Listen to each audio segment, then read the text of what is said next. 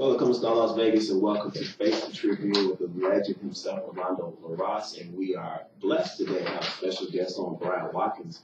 And we are hoping, we've been talking to the young man, he's extremely intelligent, and we're hoping that we can make him a member of the Radio Tribune family. And that would really be a blessing. But with that, Orlando, how are you feeling today? I feel great. I had a few days off, and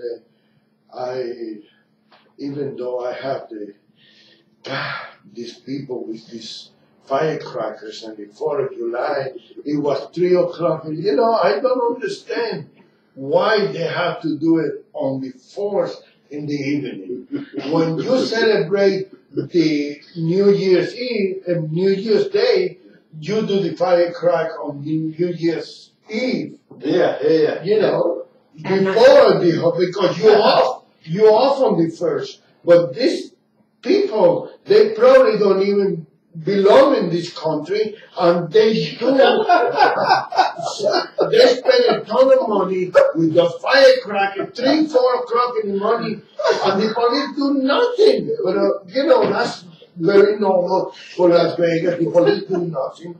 And Brian, thank you for being here. I wanted to welcome you, and like Chris said, I hope that he can make you an offer you cannot refuse.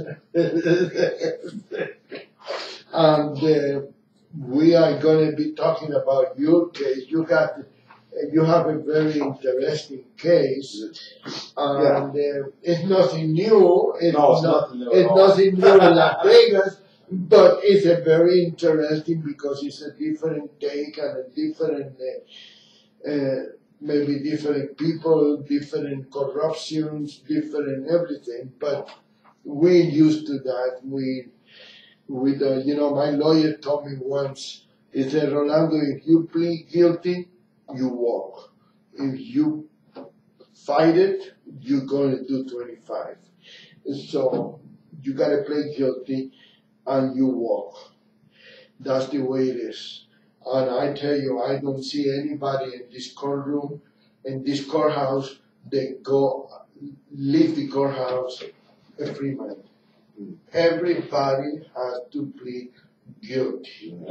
And look at that, just 3 weeks ago, that man that spent 22 years behind bars.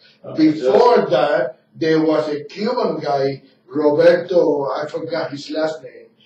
He was in death row for almost 8 years when they find out that he was not guilty. There's about, I think, a couple of dozen. So I do a lot of research with the Innocence Project. And there's a death row currently that they estimate maybe 12 to 15 innocent people on death row right now, as we speak. And my take, that's why I don't believe in death penalty. I don't anymore. I used to, but I started to research the so-called, what I say, the Just Us system, JUSTUS, coming from their corrupt perspective. My whole attitude, I'll put it like this. About 10, 15 years ago, if I heard people talking bad about police and the system, I'd be ready to fight them. Now, after I've been studying the corruption of the Just Us system and the police who run it, I did a complete turn. I don't trust it whatsoever. Because I used to work myself as a correctional officer, and I noticed, I won't really get into detail, but a lot of the inmates personally didn't belong there. They were there for victimless crimes, number one. Number two, a lot of the cases were very shady, come to find out, due to either prosecutorial misconduct, their attorneys didn't do shit, didn't care nothing about them, excuse my language.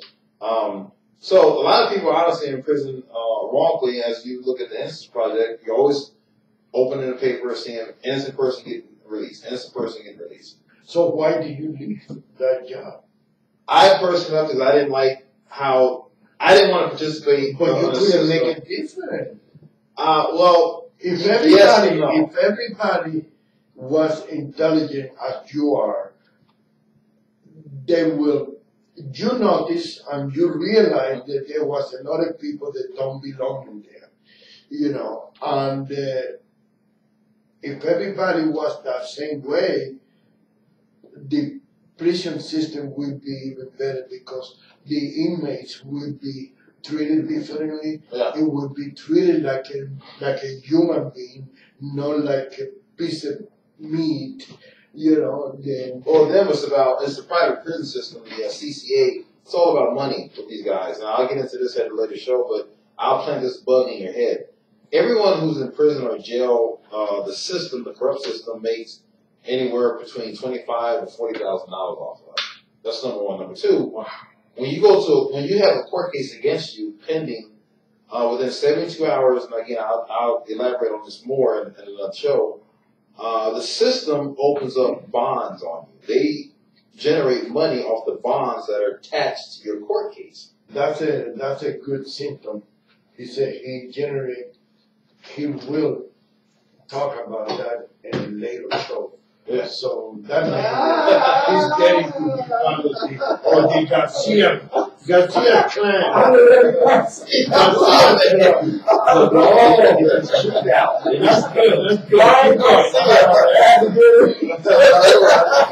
I'm sorry, I interrupted. I gotta point out that you like the setup, and you probably will be doing this all by yourself. No, the setup is great. Plus, I'm here with two gentlemen that have a very vivacious personality. They're into this as much as I am, so that makes it that much better. So people just need to know the truth. And to what your point is, I thought about that, but at the same time, I thought, you know what? To really help change, I need to be on the outside. And then at the time, I was still very, very green in putting all this together, articulating everything, et cetera, et cetera. So as the times progressed, I decided, you know what, I'm just going to run for office just to piss them off and get exposed what needs to be exposed. Now, we will help you. Okay. He's going to run for city council. Are you? Good, good. And you know, just to my story, I quit working as a correctional officer in 2009. Fast forward to 2011, October 2011 to be exact. I was a bouncer at Vanity Nightclub. Then Vanity Nightclub, I don't know if it still exists or not. Why is that? It's inside the Hard Rock Casino here in Las Vegas. It's just a topless place or? No, it's not a topless. I don't know. They moving all the gentlemen's club inside the casino. Yeah, I heard about that. Nothing new. No, I heard about that. But no, this is just regular dance club. And this bouncer, another bouncer I worked with, his name was Michael Paul Smith. I'm going to put him on blast because he's a little punk. Well, not a little. He's 255. I call him out. He always liked to talk shit to people there to come and find out. He worked there 3 or 4 years prior to me working at 4 months. I'm sorry to interrupt you, but this is important. Yeah. This show is also broadcast on an FM station. Oh, sorry about my language. You need to watch your language. Sorry about my language. Okay. You know, I do apologize for that. So, say it in mouth. Say it in mouth. We're going to make you famous. Say it in mouth. So I do apologize for that. And then Bill O'Reilly probably to come by. No, but on that given night, this guy Michael Paul Smith, he always liked to talk a mess about people or to people. That's just how he was. And I always kept to myself. I always talked to the people I work with about what I love: politics, economics, and laws. So 10:36 p.m. at night. He out of the blue, I won't repeat the curse word, he said, does this so-and-so ever shut up about this stuff? And you can hear a pin drop, literally. We got dismissed, go up to our post inside the Vanity Nightclub. So I went to him, I asked him, I said, excuse me, Mike, was that comment towards me? And he goes, he's one of these big guys, he's all puffy, yeah, because I don't like you. So I said, I don't even know you. So I don't understand your hesitation hesitation with your anger towards me. I don't even know you. I've never even had a conversation with you. So long story short, I said, you know, I'm old school. You don't like me, you make me uncomfortable. I used to be bullied a lot when I was a kid, so we can't let's after work. I don't care. We can knuckle up. I don't care.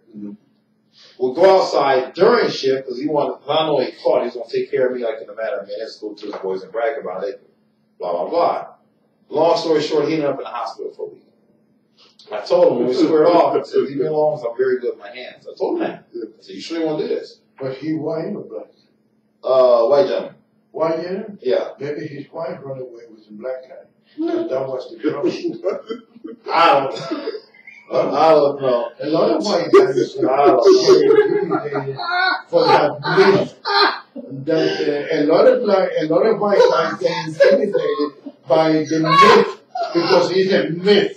That black guy, you know, it is a myth. It is a myth. it is a myth. I mean, Speak for yourself. I can compete with any black guy. Oh my God. No, but I thought you could have gone up and be careful. huh? Oh yeah. No, but long story short, they arrested me and I him, and I knew that was wrong. Oh, that was the deal that you was telling me Yeah, about? Oh, yeah. okay. I knew that was wrong. So I couldn't articulate all the facts and laws and so forth in 2011 compared to what I know now.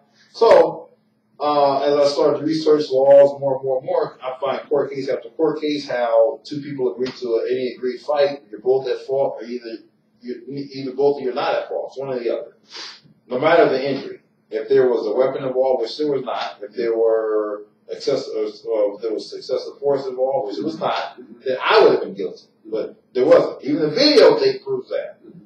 So after dissecting the videotape and the report by the district attorney, I could see in black and white how the DA lied on the report. So I started researching district attorneys throughout the country and how they commit prosecutorial misconduct, malicious prosecution, same thing, all of the time. So, and I just dove in from there. So now I have the Las Vegas Metropolitan Police and a lawsuit for unlawful arrest, and I'm about to have the prosecutor in a claim for malicious prosecution because you lied. That's perjury, baby. You're an elected official. You can't do that. That's a no-no. You can't allow that. Sorry. Oh, really? Yeah. Oh, God. What was the last time you was in the courthouse? That was one time. That was a few years ago. Oh, that's why. This happens every day, man. Yeah, every day. So, And because they are not swear, you know, it would be a good idea if the defense attorneys and the prosecutors would be swear in so they cannot lie on the road. yeah. Well, it would be a very good idea if we can do that. They are sworn. They sign documentation to swear to support the federal and state constitution. I've seen one do it. I've witnessed it when I happened to at the federal courthouse a couple of years back. But they don't care. They don't care. They have a system of fees because all of them are beholden to the bar association. It doesn't matter if you're a private attorney, public pretender. I don't call them defenders, so they don't defend anything, but they are public pretenders. They pretend to defend, which they don't. Their check is paid by, is signed by the same person. Yeah, exactly. So they're beholden to the same corporation, and the bar association is a foreign corporation, which I discussed that at a later date.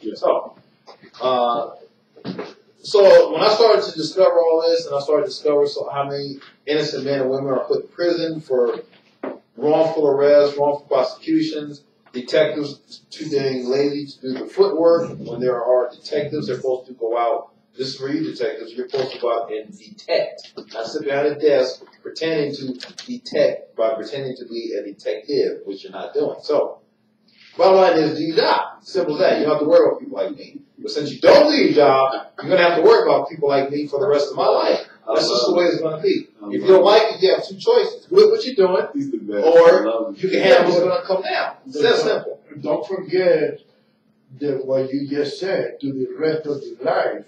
They can end your life anytime they want. And I'm glad you brought it up. They wear the badge and be gone. And if you take the badge and be gone, they don't know how to act like a man. They don't, and a lot of them don't. But I'm glad he did bring it up because a lot of people have been telling me lately, you got to watch life. But you know what I look at is this: two things they say is guaranteed in life: death and taxes. Well, I disagree with the taxes part because I personally know people, which I'll discuss later at a later date, who have not been prosecuted yet for simply, now listen to my words, it's not because they have not pay taxes is because they found the loophole in the Internal Revenue Code where they don't have to even fill out a W-4 to submit. But I'll discuss that later. So bottom line is this. You're right. Death is guaranteed. It all depends on how you want to go out. Now, if you happen to go out telling the truth, cool, I don't care. Happen to go out putting foot to butt against the corruption, I don't care. It's worth it. And the reason I say that is this. If you do a Google search or do some research and find out, read about all the rebellions that's happened in the world over the last 300 years, it was worth it because they were fighting for a cause up until the Civil Rights Movement. They fought for a cause, they knew the risk, they took it, and they went with it. It's that simple. So, comes great challenge, comes great rewards, comes great risk. It's that simple. Nothing is easy, and that's just the way it's going to be. Now, it's up to you if you want to accept it or not. Me, I say bring it. I don't care. I believe this, and I think you're half right. And I think you're very true in what you're saying. Yeah. I think it always takes something to spark it. Yeah. Bring the mic over here because you're looking at your face. You away from the mic. Yes. Okay. I believe that it also it takes people to finish it after that spark. Exactly. If you look at anybody that's ever, but I give all the credit to the person that started it. Right? Me too. But then it takes people, it's just like the Civil Rights Movement. My uncle was part of the people that started it, as well as Martin Luther King and Rosa Parks. But it took Lyndon B. Johnson and a lot of other people to carry on the work and get it done.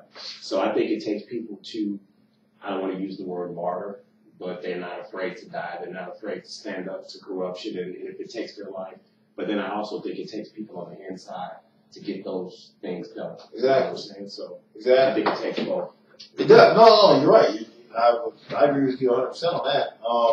It takes a spark, and I give you some more examples. Like I asked some of the examples you just said. Like, for example, I'm kind of digressing, but not really, because all this ties in together. Mm-hmm. The banking, the corrupt Federal Reserve. Wow, that's a novel, best-selling novel in and of itself. But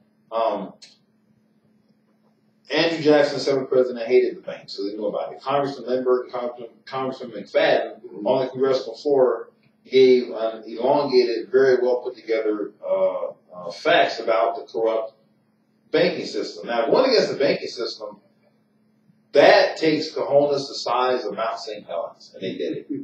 So they started it, and other people are picking up where they left off. So Congressman Charles, I want to say Charles McFadden, then Augustus, McFadden and Lindbergh. I forgot, I get those first names confused, but it's Charles McFadden, I want to say, and then Congressman Lindbergh, Augustus Lindbergh. So look those up. And look at what they wrote in the congressional records about the Federal Reserve, meaning they started a movement to let people know how corrupt the federal system is, the Federal Reserve really is, and how beholding lawyers and politicians are to the Federal Reserve. So, kind of digressing, but they all tie in together. Just so I know. So that's another movement that was sparked with the Federal Reserve. It's like you mentioned the movement with the Civil Rights Movement, and then you have the movement go to Indians, for example. The Native Indians going against the government for taking the land. That was a so they're all protests. They're all rebellions. And when people hear the word rebellion, they all automatically want to think, well, you're a troublemaker or that's illegal. No, I'm not the troublemaker. The reason we're rebellion is because you're the one that's violating the laws. You wouldn't violate the laws being in the political arena, being a cop, being an attorney. You don't have to worry about people like me rebelling. Everything will be nice and smooth and happy and quiet. Exactly. But since you all are corrupt, cops, attorneys, and judges and politicians, you're going to have people like me rebelling against you. Simple as that. And I tell you, that's the way it's going to be. let me put this in the table. It's common sense to me. I believe that I don't know how you do it. When I refer to the cops, I refer to the administration or the elite. The detective and the investigator, because we are very lucky to have a good uniform police force in Las Vegas. It's like everything else. It's always a bad apple. You know, but I tell you, as much as I criticize the police department administration, I been stopped a couple times, and I've been very lucky. The police officers in uniform acted very professional and acted very, very much fair and everything else. The problem is that the morale that exists in the police department nowadays is in the floor. Is gone. There's no morale because the administration is corrupted. Yeah, That's yeah. what it is. Yeah, that's true, and I'll give you an example.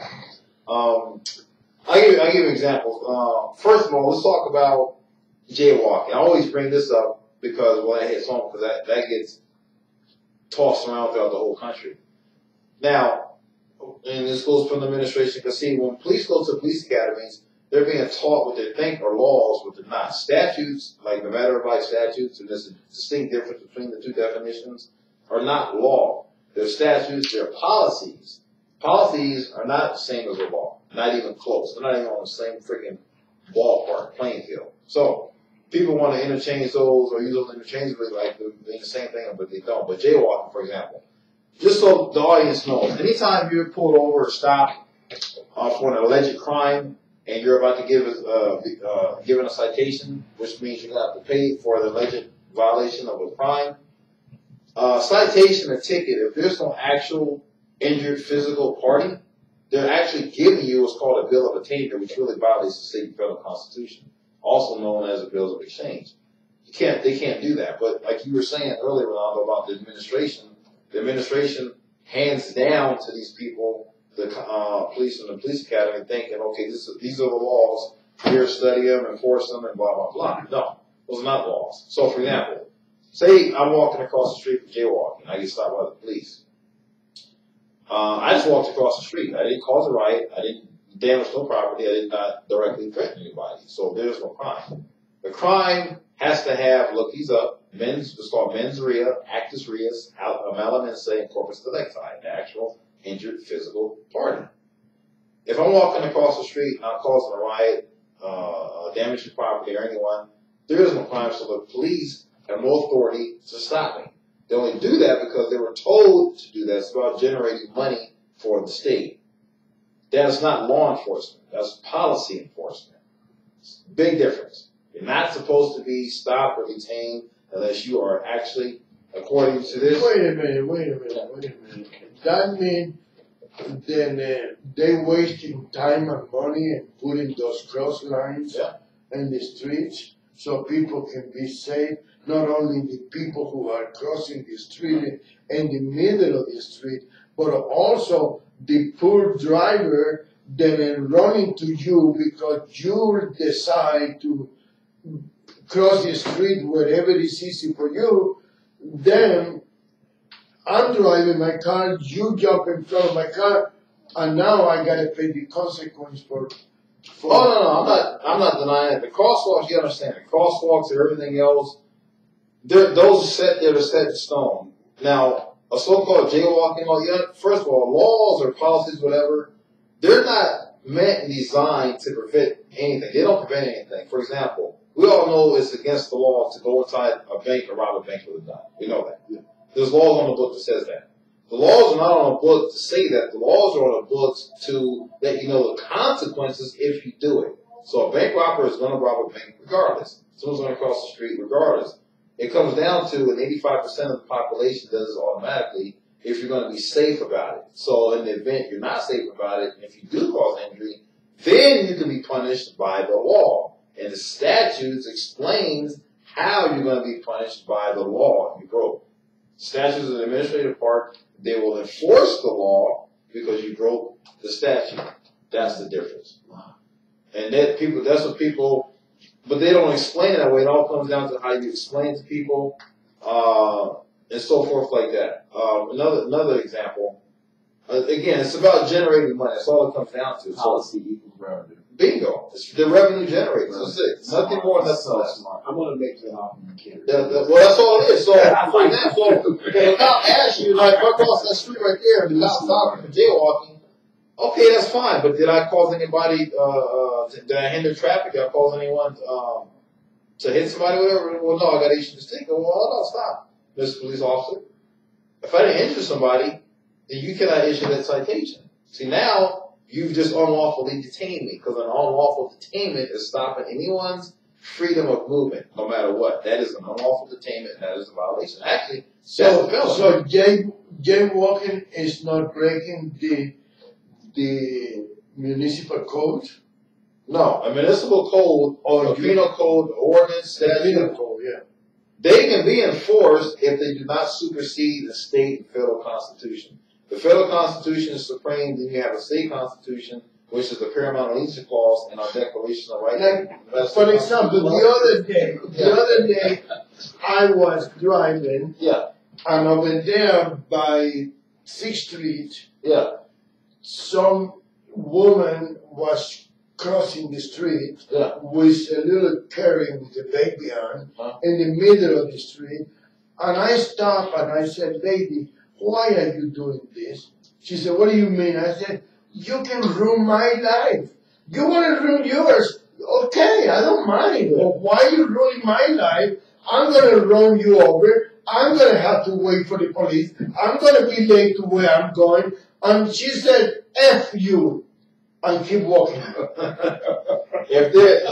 Gratefully, there was no accident, no harm. No, there was no accident, but she could have caused an accident. Why would you cross a street in the middle of the block with a baby and the carrier? Well, that's stupid. That's stupid. That's stupid. But see, the thing is this: under the laws, under the real laws, you can't be penalized for doing something stupid if it has not actually injured somebody. If it injures somebody, stupidity is not against the law.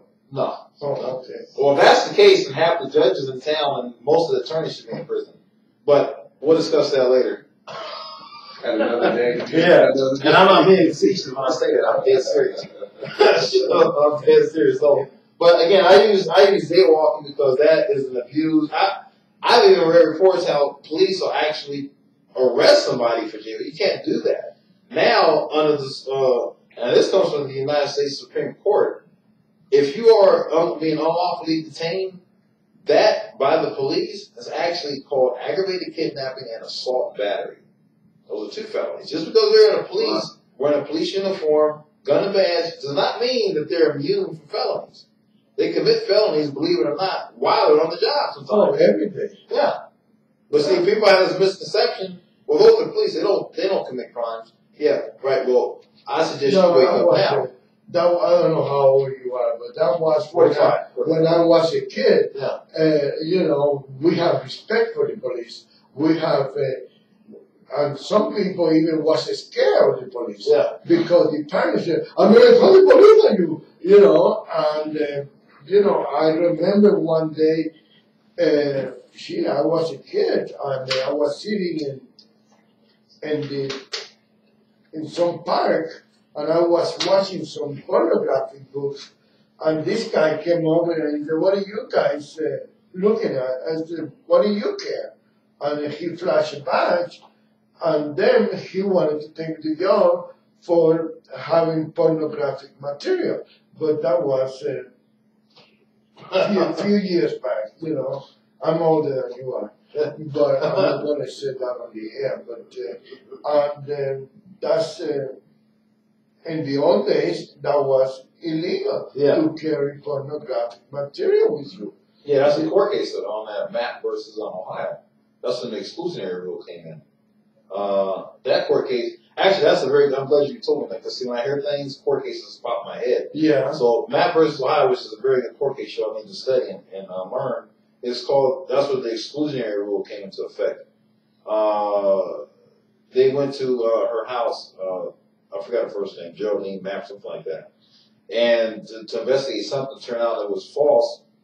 But while the police were inside, they saw pornographic material strewn about. So they arrested her for that. They went to the court threw it out because that was excluded because the original intent of the police was unconstitutional. So, yeah, but in private or your house, you cannot have pornographic material. No, I'm going on what you were saying back then. Some years ago, that was. I was in the park. I wasn't in wrong, but you know, you were a kid. Well, that was an ordinance in Ohio. That is some kind of penal code or ordinance, what have you, that you can even have in your privacy of your home. You cannot? Well, at that time, you could. At that time. That was in 1968, something like that, 67. But see, my point, when I look at, when I read laws, or court cases rather, or if I hear things, the first thing that pops into my head, okay, what law are we talking about, and what law or laws, plural, were violated? I take out the equation of the color, I don't care race, none of that stuff. I just want to know what laws are violated. That's all I want to know, then I'll go from there. So, when you're coming up with police as far as stop and frisk and so forth, you should automatically start to think, okay, if you didn't do anything, you know that you didn't do anything. I didn't commit any violations, so what laws are you claiming that I violated? Because in order to have an actual lawful stop, you have to have, a lot of cops get this mixed up, and I know this because I've tested police. They always say the same situation. to love you.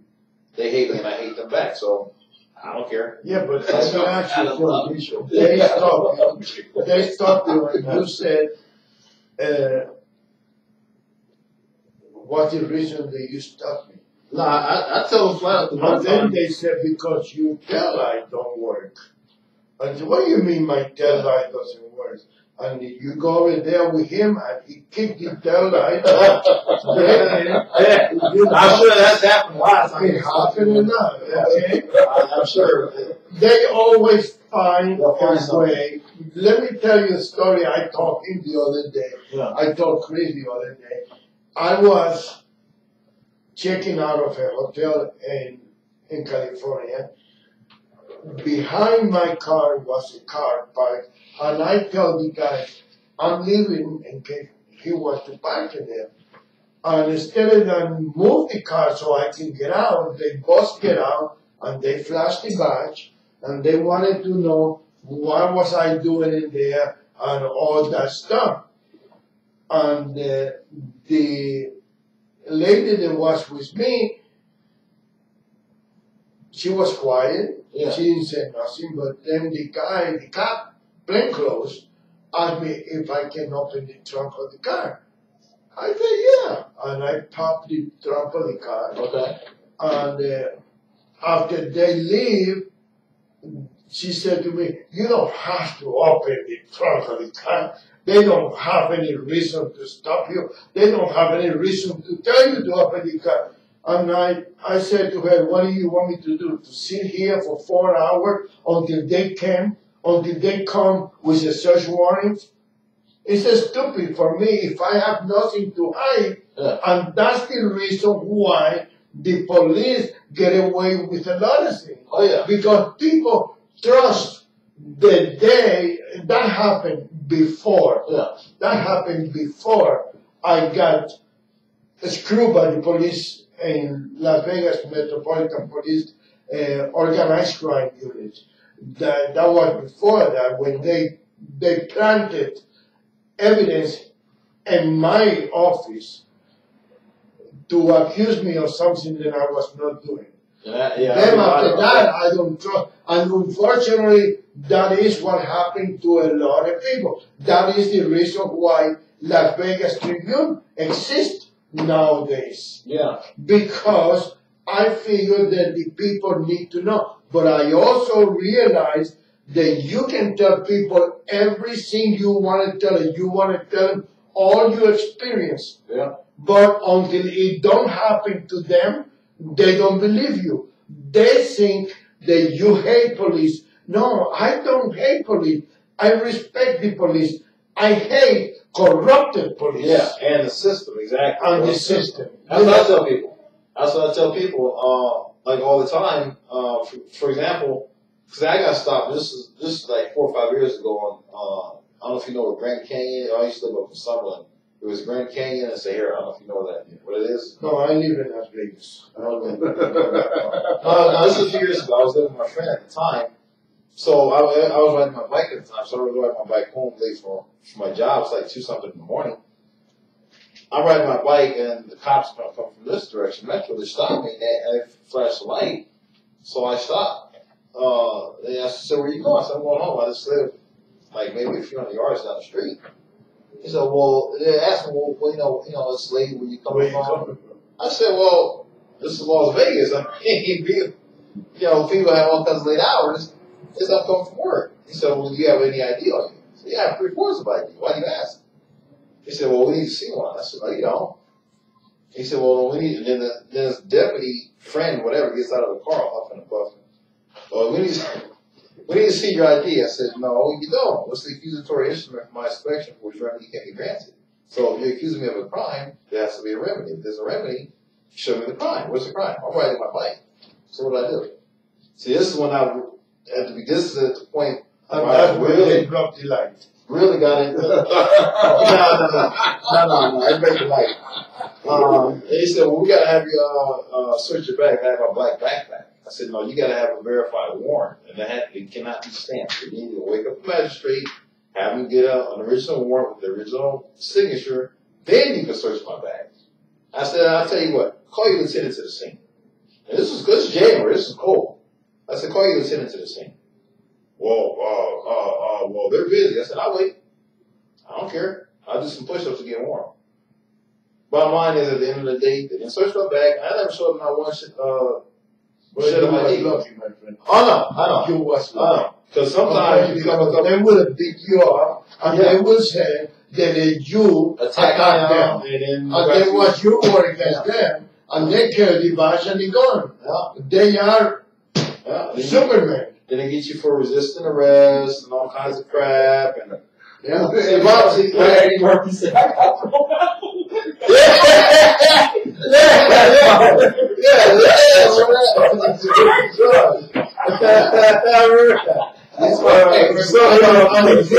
And if you kill them, they put 2 kilos of cocaine in your bag. I'll tell you something. He's talking about the first Beverly Hills movie. That was a great. First Beverly Hills? No, my friend. That's happening in the day. No. What he's saying, and that scene in 1984. So somebody got thrown out of the window by the police and they charged him with I forgot, disturbing the peace or something. The police always like to do it. I said, what's the charge? And, wow, it's just, they come with all kinds, because see, now they've been caught. So now they gotta, see, I tell a lot of people, I said, you know what, I told some attorneys this to their face, I said, you attorneys remind me of kids, professional kids. I tell you why. I said, this is a true story, by the way. When I was a kid, I loved cookies. My son weakness is chocolate, boy. I just the chocolate up. But anyway, my dad literally caught me with the hand in the cookie jar. No BS. This is when I grew up on Chelsea Road, Sacramento. He said, boy, what's your hand in that cookie jar for dinner? And I said I can't remember exact words, but I said something to the effect, I'm making more room for more cookies than Mom went to the store. And she did. Well, I said, I told the attorney, I said, you remind me of a kid. If your hand's caught in the cookie jar, but you lie. And the funny part is you're not good liars. That's the funny part. That's what I tell them, you remind me of overgrown kids, because you do. You got caught in a lie on it, which they won't. Now, see, when I call that narcissistic sociopathic tendencies comes out of them because they've been caught and they still got to keep that lying mechanism going. So, but I go to court almost every morning, and sometimes they got a new guard in the door. Most of the guards know me, but sometimes it's a new one, and they said, "Are you a lawyer?" I said, "Do I look like a criminal?" No, I'm not a lawyer. And all the lawyers look at me like, "Why you said that?" Because you are criminal. The way you behave is criminal. They don't have any respect for the clients. No. They don't have any kind of consideration that you pay them the money to defend them, to protect them against injustices, and they go into the court and they hug the prosecutor, and they feel important because the judge said, "Hello, Mr. So-and-so." They feel important. They feel they need that. They need that ego to be filled. That's why I call them narcissists. And I'd like to take a break for a minute. Tomorrow, we're going to have a very interesting show. Laura Hernandez is going to be here. She is from Gender Justice, and she is the head of an organization that protects kids, young kids that are in the school are being bullied for being gender. I gotta learn more about this, but they are gender identity. Is they are one sex and they identify with another sex. Oh. And Laura Hernandez is going to be here tomorrow to be in this show. And I think it is a very interesting, because when I was growing up, it was a sin. It was, you cannot tell people I'm gay or anything like that, like they do. Every time it's a new legislation open, there's a senator or an assemblywoman or an assemblyman, I'm gay, and now everybody can be gay and it's accepted. And but it's a different, I believe, and tomorrow I'm going to ask that question to Laura Hernandez, then I believe it's a difference between gay and being a transgender. Do you know anything about the difference between one and the other one? Or? Yeah, I think the transgender, you feel like you were born in the wrong body. And they've actually, scientists have proven that your hormones and this, that, and the other, a person that was born male and feels like they're a female actually have more female hormones in their body than male. And so, and so they actually scientifically should have been born a female. And a lot of times people are born and they have both sex organs and the parents have to make Yes. That's bold. Yeah. But that's what transgender is. It truly is. And they're starting to prove it as a person that was born the wrong sex and they should have been the other sex. So it's not a matter of being gay or not. Gay has nothing to do with it. You should have been the other gender. Gay is a choice in the fact that you are attracted to the opposite, to the same sex. So that's a sexual attraction to the same sex. But transgender, you really had no choice in the fact that you really were born the wrong sexual orientation. You have more hormones, and chemically you're more the opposite of what you were born. There are a lot of boys that were actually born and they should have been girls. And so science right now is catching up with the fact that I don't know if this young lady was a young man and now she's transforming into a young lady. Bruce Jenner said he felt like that for years. That he was always. Her daughter is a transgender. Right. Who? Her daughter. Whose daughter? The lady that's going to be. And I think that would be horrible. I think that would be horrible to have to live that life knowing inside who you really are. Yeah, Bruce Jenner. That was. Because that came out, how old is Bruce Jenner? He's in his 60s. Yeah, it's kind of weird. I mean, because 60 years ago, that was a sin. It was, you cannot do that. You felt like you had to have a family, you had to have kids, you had to play that role because that's the problem. Hero, but he said inside. But now let me ask you something, and I don't want to play this stupid role. Is it possible that a gay person feel then they need to be transgender just because they are gay? I think that would be. Those are questions that I'm going to ask this lady tomorrow, because it is kind of not only because the transgenders are here now to stay. That's a fact. Every day is a new one. There's a lady that was running for a state senator. There was right here in Nevada. She didn't win, but she ran for a state senator. Who you decide to sleep with, and this is what homosexuals fought for years, it's my choice who I lay down with. You can't tell me who. That's a sexual orientation. In other words, if I'm gay and I'm attracted to men, you can't tell me I can't sleep with men. That's not. That's my choice. That's what I'm attracted to. It is against that's all. Yeah. It is against the law. It's against the law to have anal sex. Right. It is. It's sodomy, right? Yeah, no, they used to. In a lot of states, they struck that down. They struck it down. In most states today, it's Yeah, but a lot of states they usually they want to really hurt you. Yeah, Texas and Georgia, I think, were like that. Some like 20 years. Transgender. I think it's gonna be an amazing show because we are gonna be able to learn something directly from the horse mouse. You know, even though she is not a transgender, her daughter is. But they used to stigmatize it in the big thing when we were coming up. They would call them a transvestite. And that's not what they were. They called drag queens. Yeah. But really, that's who they were inside. They felt like they were females, you know? Right. But let me tell you, it is very important to realize when you find a parent. The other day was an article in the Review Journal, a little girl 7 years old. Most parents that are not educated on that, I don't want my son to be gay. Put it to do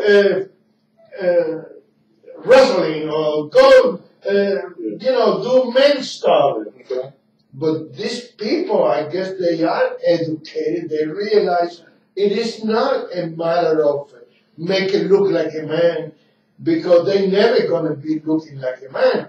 They are females in their mind and everything. You know, you're right on that. Right. I'm glad that somebody can open it is a very complicated issue. Well, it's difficult for the parents because you feel like you had a child. Yeah. You thought that child was going to be a boy, especially if you wished for a boy, you had a boy, and then suddenly you begin to realize that he's more female than male. Mm-hmm. And that's got to be very difficult for the parents. How many parents are intelligent enough to accept this fact? Yeah, very difficult. And how many kids are lucky enough to have a parent that accept it? Yeah. I don't know if I could. And I have 7 kids. I don't know if I could look at one of my girls and she wants to be a boy. And, you know, I'm sure I would because I love my kids. Yeah. Do you want to be a boy? No. You would be a gay boy.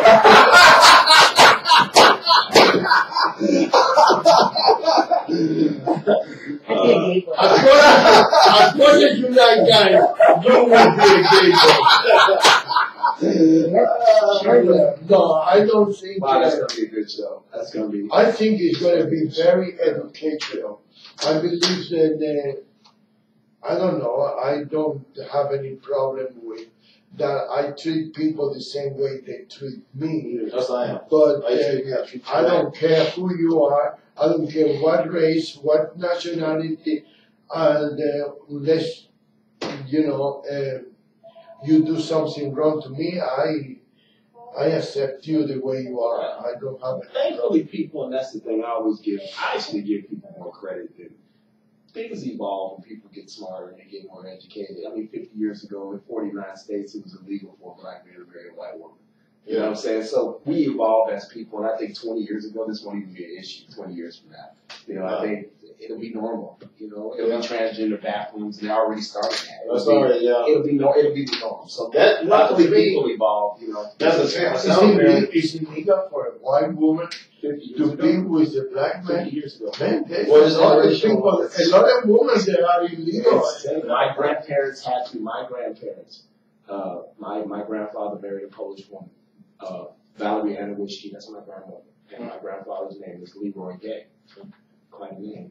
But they were married in Tuscaloosa, Alabama. That's in the 20s. And at that time, it was illegal for a black man to walk on the sidewalk when a white woman was coming down the street. You had to step out of the street and allow the woman and her children to pass by. It depends on how narrow the sidewalk was, right? No, because step down from the sidewalk to let somebody pass. It was Because it was on state law. They couldn't even eyeball a white woman in her face. It was illegal. Well, that's so when they walked together, when people came, my grandfather had to step away from her, and he would have to act like he was her help. That was allowed. You could have a Negro, that's what they called you at that time, help you out with work, with your groceries, take them home, and he would have to play the slave role and step on. And then when they passed, then they could walk. Yes, it was illegal. And they lived like that for years, and then they finally moved up to Chicago in the '60s. That's when we. No, it was a court case. That's when you came out. That's when it came out. Came out in the court. That's when It was reversed too. Remember the Loving court case in Virginia? It was a white man married a black woman. That was a major court case. In Virginia, it was illegal. Interracial marriages were illegal up to the '60s. So, it was well, so again, times have changed since then. Yes. So, but those changes have to come. Those changes have to come. I don't see. It's like I was saying before the show. An entertainer like Sammy Davis, man. He was. I mean, and he cannot stay in the same hotel where he was performing. And that's one thing that Frank Sinatra did. He broke that line. And Frank Sinatra could have been an arrogant, whatever they want to call him, but he did a lot of things under the scene, behind the scene, and then he did a lot of charity and everything. He was a pain in the neck when he drank, but most drunks are pain in the neck, right?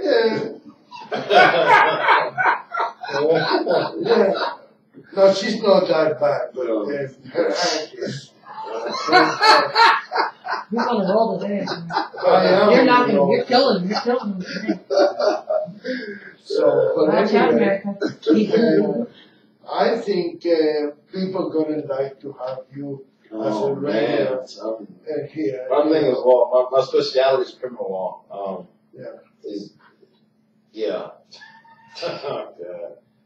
I'm working on a book too. You're gonna have to get a different car where you can put all the money that he's gonna be paying. Let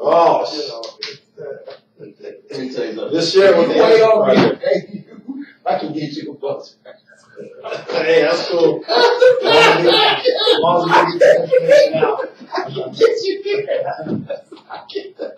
this information out, that's fine with me. I know a lady that went to court. And